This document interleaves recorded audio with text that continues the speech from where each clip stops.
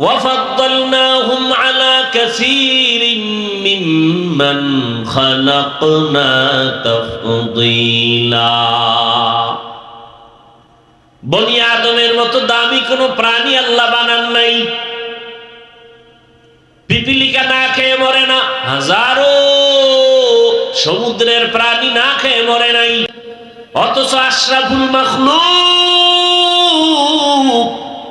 এত দামি মানুষ কেন না খেয়ে কষ্ট পাই? কি আমরা না খেয়ে কষ্ট পাই না? কেন ওরা পায় না আর আমরা পাই কেন? পিপিলিকার খানা কি আল্লাহ বাজারে দেন না জায়গায় পৌঁছায় দেন? জঙ্গলের প্রাণীর খানা কি ওরা আমাকে বাজারে এসে খায়? ওদের খানা ওদের জায়গায় পায়, সমুদ্রের প্রাণীর খানাও জায়গায় পায়। মানুষ কেন এত কষ্ট পাও? ওরা পায় না কেন? ওরা আল্লাহর যে ডিউটি করার জন্য বানাইছেন ওরা গাদ্দারি করে না, ডিউটি ঠিক মতো করে। আর মানুষের যে আল্লাহর গোলামির জন্য বানাইছেন, মানুষ বড় নিমক হারাম গাদ্দার, আল্লাহর ডিউটি করে না। तुको जाओ सुन्नते अहमद को जा, तुको जाओ सुन्नते अहमद को जा, बा मोहम्मद कैबुअद निस्बतुरा मन अहब्बा सुन्नती कौले रसूल मजदाए का नामाई हम कुन কবুল। সব মাখলুক আপনার আমার গোলাম, শক্তিশালী বাতাস আপনার আমার গোলাম, সূর্য আপনার আমার গোলাম, আকাশের চাঁদ আপনার আমার গোলাম। এই যা কিছু দেখি দুনিয়াতে মানুষ ছাড়া আর কালো গোলামি করে? আল্লাহর গোলামি করে ওরা? আল্লাহর বাতাস কোনো কামে লাগে? আল্লাহর নিজের পানি আল্লাহর প্রয়োজন না আমাদের? সব আমাদের গোলামি করে। সূর্যটা কি গোলামি করে? জমিনের মধ্যে যত ফল ফসলের রং দরকার, কালার, সব ফল ফসলের কালার দেয় সূর্যের আলো। দেখছেননি কারবার? তরমুজ চিনেননি? মাটির উপরে তরমুজ পড়ে আছে, দেখবেন উপরের অংশ কালার ভালো, মাটির সাথে যেটা মিশে আছে ওখানে কালার নাই, সাদা। কেন? সূর্যের আলো লাগে নাই। জমিনের সব ফল আর ফসলের কালার সূর্যের মাধ্যমে হয়, কিন্তু কালার দিলে হবে না, স্বাদও লাগবে, মিষ্টিও বানানো লাগবে। ওইটা সূর্য দেয় না।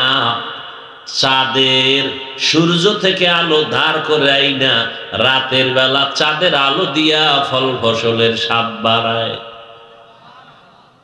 তরমুজের যে অংশে চাঁদের আলো বেশি দেখবেন ওই অংশ মিষ্টি বেশি, যে অংশে চাঁদের আলো নাই ওখানে পানি পানি, মিষ্টি নাই। একটু ব্রেনে ঢুকান না কথাগুলো। মানুষ হইতে পারি নাই, বক্তা হইছি ঠিক, মানুষ হতে পারি নাই। একটা গরু, একটা কুকুর মালিকের লাথি আর গালি খেয়ে মালিকের গোলামি করে, আর আমরা আল্লাহর সবকিছু পাইয়া রাজার হালাতে থাইকেও আল্লাহকে চিনি না। আমি মানুষ হতে পারি নাই, বক্তা হয়েছি, মাওলানা হয়েছি, মানুষ হতে পারি নাই। আপনি ডাক্তার হয়েছেন, মানুষ হতে পারেন নাই, চিনেন না। মানুষ যদি হইতেন, কে বানাইলো? এত সুন্দর চেহারা কে দিল? এত সুন্দর কণ্ঠের আওয়াজ কে দিল? তৈলের ফ্যাক্টরি থেকে লবণ আসে না, লবণের ফ্যাক্টরি থেকে তৈল আসে না, আর আম্মাজানের ফ্যাক্টরি থেকে 5 সন্তান, কণ্ঠ 5 রকম। কে এ কারিগর? কিভাবে বানাইলো? কারো কণ্ঠের আওয়াজে কারো কণ্ঠের আওয়াজে মিল নেই। কারো চেহারা হাজার কোটি কোটি মানুষ যা মরে এর থেকে আরো বেশি জন্ম নেয়, কোটি কোটি মানুষ কারো চেহারার সাথে মিল আছে, এরপরও মিল পাও পাইল এই জায়গায় মিল নেই। কথা নয়, সরকারের বাবায় বানাইছে, আল্লাহ বানাইছেন এই জায়গার টিপের বহুমূল্য, সেই টিপ দিয়া সুদের আইন পাস করো, সেই আঙ্গুলটা ঘুষের আইনের কাজে লাগাও। মানুষ হত্যার পেছনে সে আঙ্গুল ব্যবহার করো। কোনদিন যদি আঙ্গুলের ছাপও মিলে যায়, চোখের চাহনি মিলবে না। মিলবে? পৃথিবীর কারো চোখ আর কারো চোখের সাথে মিলবে কার কুদরত? চিনলেন না সে আল্লাহকে। চিনছেন? কেমনে চিনলেন? আমি টুপি খুলতে চাই না, আপনি টুপি দিতে চান না, অথচ দোনোজনই মুসলমান, দোনোজনই আল্লাহর গোলাম। আপনার আল্লাহ আর আমার আল্লাহ দুইজন না এক? কোরআন, হাদিস, কাবা, কালেমা, সত্যটা বলেন। ধর্ম, মরার সময় কাফনের কালার, সংখ্যা, কবরের সাইজ, পোশাক আলাদা কেন? হয়তো পরলে সবাই প্যান্ট শার্ট টাই পরি, আলাদা কেন? আপনার আমার আল্লাহ এক, নবী এক, কোরআন এক, হাদিস এক, কাবা এক, ধর্ম এক, কালেমা এক, কবর এক, কাফন এক, কালার এক, সব এক, পোশাক কেন আলাদা? একটু ভাবেন।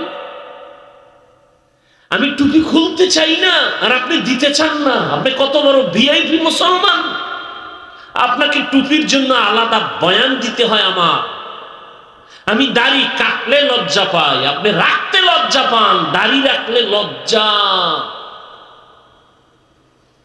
আর আমি কাটলে লজ্জা।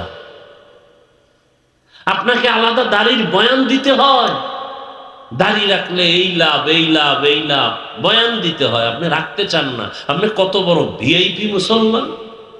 আমি মসজিদে না ঢুকলে লজ্জা পাই আর আপনি ঢুকতে লজ্জা পান। একটু ভাবেন, আমি বেয়াদবি ক্ষমা চাই, রাগ করেন না, একটু ভাবেন মানুষ হইতে পারলাম কিনা দেখেন তো।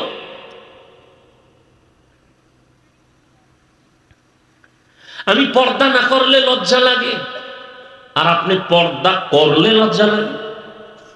কত বড় ভিআইপি মুসলমান নিজেরা ভাবতেছেন আপনি যে হুজুরেরা সব খারাপ, আপনি বড় ভালো মানুষ, নামাজ না পড়েও। আমাকে যদি বলা হয় তারেক রহমান সাহেব টেলিফোন করে আপনাকে স্বরাষ্ট্রমন্ত্রী বানাবো, জীবনেও বানাইতো না, কথার কথা। কেন? আপনি দাড়ি কাটতে হবে। আপনি বলুন তো, আমি বলবো না, আপনি বলেন ওই মন্ত্রী হওয়ার জন্য আমি দাড়ি কাটবো? আপনি সাক্ষী দেন। তা আপনি মুসলমান, আপনি দাড়ি কাটেন কেন? 24 ঘন্টার সেকেন্ডে সেকেন্ডে সেকেন্ডে সেকেন্ডে অল টাইম কবিরা গুনাহ, কবিরা গুনাহ, কবিরা গুনাহ, কবিরা গুনাহ। একটা মোনাজাত কবুল হবে না তওবা না করা পর্যন্ত। লিখে রাখেন কথাগুলো। একটা মোনাজাত কখনো কবুল হবে না যতদিন পর্যন্ত তওবা না করবেন। এরপরে যারা সুদের টাকায় জড়িত, 24 ঘন্টার সেকেন্ডে সেকেন্ডে গর্ভধারিণী মায়ের সাথে জিনা জিনা জিনা অল টাইম। হজ করলে কবুল হবে না, দান করলে কবুল হবে না, মাদ্রাসা করলে সওয়াব হবে না, মসজিদ করলে সওয়াব হবে না, সুদের টাকায় যাদের খাতায় নাম যাদের আছে হজ করলে কবুল হবে না, তেলাওয়াত করলে কবুল হবে না, মোনাজাত দিলে কবুল হবে না, নামাজ পড়লে কবুল হবে না, তওবা না করে মরলে চিরস্থায়ী জাহান্নাম। এই কথাগুলো আমরা যদি আপনাদের সতর্কমূলক না বলি কে বলবে? বলারও তো এখন আলেম কমে যাইতেছে। আপনি অন্যায় করেন তাতে কোনো দুঃখ নাই, আমি বইলে একটু সতর্ক করি, এই জন্য আমার দোষ। একটু চিন্তা করতে পারেন। আপনি রাগ করতেছেন, আপনি যে অন্যায় করেন এতে আপনি একবারও চিন্তা নেই, দোষ মনে করেন না। আমি আপনাকে সতর্কমূলক বয়ান করি কেন, আপনি এটাকে অনেক দোষ মনে করতেছেন। তাহলে আমাকে আলাদা বয়ান শিখায় দেন, কোরআন হাদিস ছাড়া বাইরের কি বয়ান আছে বলেন, সেটা করি। কি কোরআন হাদিসের বাইরে বয়ান কি আছে বলেন? কোরআন হাদিস কি সুদখোরের পক্ষে? সত্যটা বলেন, মিথ্যা বলার দরকার নেই। কোরআন হাদিস বেনামাজির পক্ষে? তো কোরআন হাদিস দিয়ে বয়ান করালে তো বেনামাজির বিপক্ষেই যাবে, সুদখোরের বিরুদ্ধে যাবে। তো সত্য কথা। আপনি অন্যায় করেন, আপনার সুযোগ যখন শুনছেন, আপনার কাজ হলো তওবা করা। আল্লাহ, ওই কয়েক মাস আগে, বেশি দিন হয় নাই, সেনাবাহিনীর চাকরি চাইরা এসে যুবক কয় মোনাজাতের পরে, হুজুর দোয়া করেন। দাড়ি রাখছি, বয়ান শুনছি, নামাজও পড়ি, চাকরিও ছেড়ে দিছি। কিসের চাকরি? সেনাবাহিনী। কেন? এই মুহূর্তে 5 তারিখের পরে সেনাবাহিনীর যেই দাম, মূল্য। কয় না, আমাকে বারবার উপর থেকে চাপ দেওয়া হচ্ছে, দাড়ি কাটো, দাড়ি কাটো। আমি বলছি চাকরি ছাড়বো, দাড়ি কাটবো না। সেও মানুষ, সে হুজুর না, কিন্তু আপনাদের লাইনের, জেনারেল লাইনের মানুষ। কিয়ামতের দিন তাদের দিয়ে আপনাদের সোজা করবে। ব্যবসায়ীকে বলবে, তোর মতো ব্যবসায়ী লোক দেখতো 5 ওয়াক্ত নামাজ পড়ছে, দাড়িওয়ালা, তুই পারো না কেন? আমি হুজুর টুজুরের দরকার নাই, এই জন্য শুরুতে বলছি আমি কাউকে হুজুর বানাইতে আসি নাই। আপনারা হুজুর হন, একবারও বলবো না, বরং আমি বলবো ডাক্তার হন, ইঞ্জিনিয়ার হন, প্রফেসর হন, ব্যবসায়ী হন, এমপি হন, বেয়াদব হইবেন না। এগুলো আমার টোটাল বয়ানের মূল কথা। এমপি হবেন, বেয়াদব হবেন না। চেয়ারম্যান হবেন, বেয়াদব হবেন না। ডাক্তার হবেন, বেয়াদব হবেন না। আমার টোটাল বয়ানের ফলাফল এই কথা। আমি একবারও বলবো না তাবলিগে যান, পীর সাহেবের কাছে যান, একবারও বলবো না। ওটা আপনার বিবেক আর ইমানের তাগিদে আপনি যাবেন কিনা সেটা আপনার ব্যাপার। আমি বলবো আপনি ডাক্তার হন। আমার দেশে আলেম, মাওলানা, মুফতি, মুহাদ্দিস, বক্তার অভাব নাই, কিন্তু আমার দেশে আদর্শবান ডাক্তারের অভাব। আমার দেশে আদর্শবান নেককার ইঞ্জিনিয়ারের অভাব। আমার দেশে আদর্শবান নেককার এমপি, মন্ত্রী, ওসি, ডিসি, এসপির অভাব।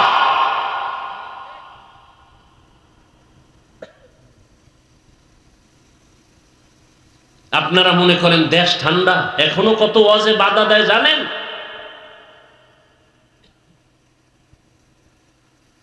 আমি চিন্তা করছি একবার ইচ্ছা রকম মাহফিলের প্যান্ডেলে ধুইয়া দেব। চিন্তা করলাম না, আরেকটু ধৈর্য ধরি। আমার মাহফিল বন্ধ করবে সাহসটা কার? লিস্টিতে রাইখা দিছে, একদিন ধর্ম প্যান্ডেলে ইচ্ছা রকম ধোলাই করব। আরেকটু ধৈর্য ধরে দেখি কারা আমার মাহফিলে বাধা দেয়।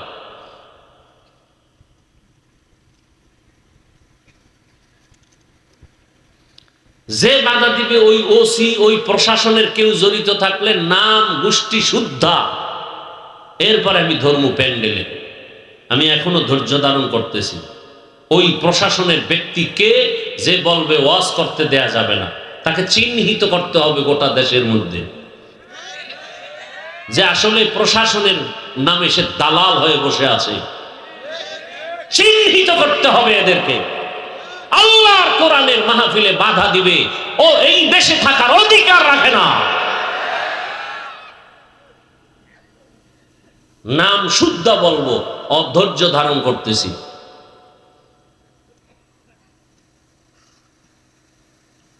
আল্লাহ হেদায়েত দান করুন। আপনারা আমাকে একটু সাক্ষী দেন তো, আমি যে এতক্ষণ বয়ান করছি, বলেন তো আমি আপনাদের যুক্তির বাইরে অমানবিক কোনো কথা দেশের বিরুদ্ধে, বলেন তো কোন কথাটা বলছি? বাধা দিবেন কেন?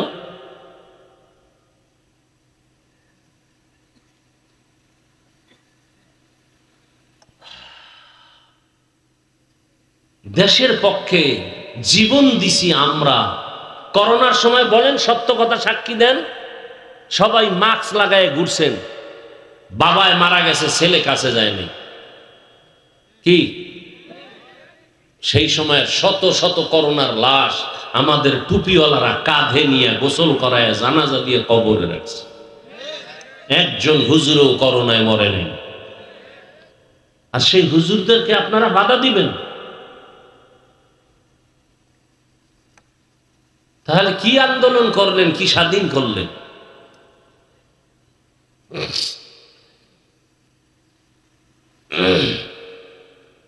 বেয়াদবি জীবনে করি নাই, ধৈর্য ধরার চেষ্টা করি। বহু তুফান এই জীবনের উপরে অতিবাহিত হয়েছে, শুধু মিথ্যা অপবাদের গ্লানি নিয়ে এ পর্যন্ত টিকে আছে। মিথ্যা অপবাদ। ওই 2 দিন আগে না 3 দিন আগে কোথায় বয়ান করছি, এই আয়াত দিয়া বাইতুল্লাহ হজ নিয়া চান্দি গরম হয়ে গেছে একদল বেয়াদবদের। আর লেখাপড়া করো, গবেষণা করো, এরপরে তালাশ করো এই বয়ান কোথার থেকে। ভারতের জমিন থেকে প্রথম হজ পালন করেছেন আমাদের বাবা আদম আলাইহিস সালাম। এই খবরই তো অনেকের জানা নাই। তাহলে আমার ভারত তো আমার শত্রুর দেশ না, আমার বাবার দেশ। কি ভারত আমার বাবা আদমের দেশ।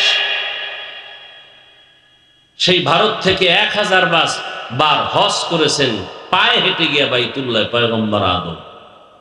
ভারত থেকে হেঁটে, লিখে রাখেন এগুলো।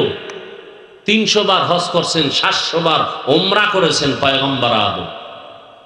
আপনি মনে করছেন আমি গাঁজা খাইয়ে কথাগুলো বলতেছি না? ভারত আমাদের পূর্বপুরুষদের ঐতিহ্যের দেশ। আজও দিল্লি শহরে দাঁড়িয়ে আছে কুতুব মিনার। কয়েল নিবেদন তো ভাই, এটা আমাদের অনেক ক্ষতি করে। এটা আমাদের পুরা নিবেদন, ওটার আর জিন্দা রাখেন।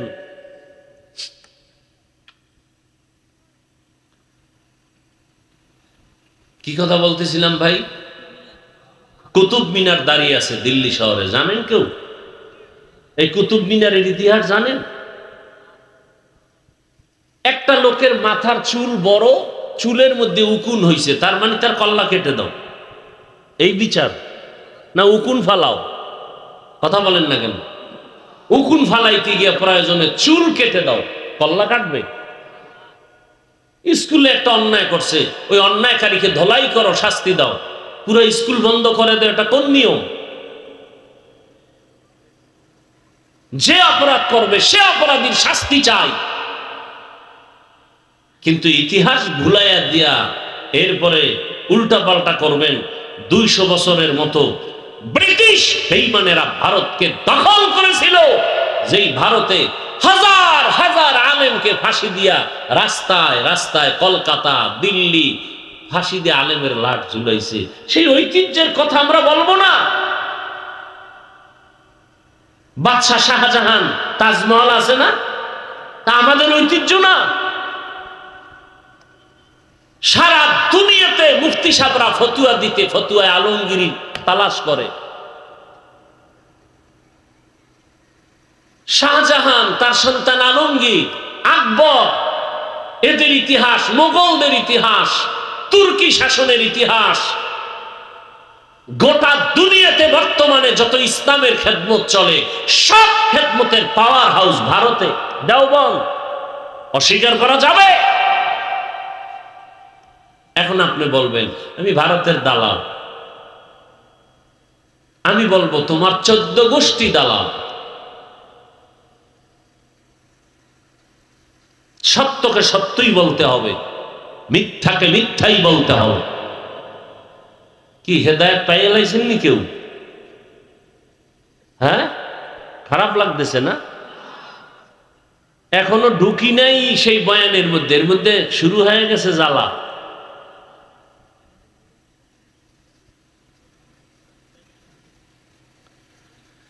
হায় হায় হায়।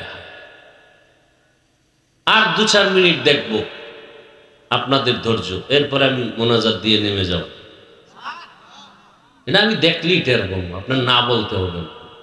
ধৈর্য থাকলে আরো বয়ান চলবে, আরো আধা ঘন্টা। আর যদি দেখি না ধৈর্য নাই, তো আমি দেখবো এখান থেকে তাকায়। উঠা বসা করলেই মোনাজাতটা দিয়ে নেমে যাব। কারণ জোর করে বয়ান শুনানের জিম্মা আল্লাহ আমগো দেন না। মানে শুনবেন, কষ্ট করে বলবো, শুনবেন না, এত কষ্ট করে বলার দরকার নেই, ঘুমের দরকার।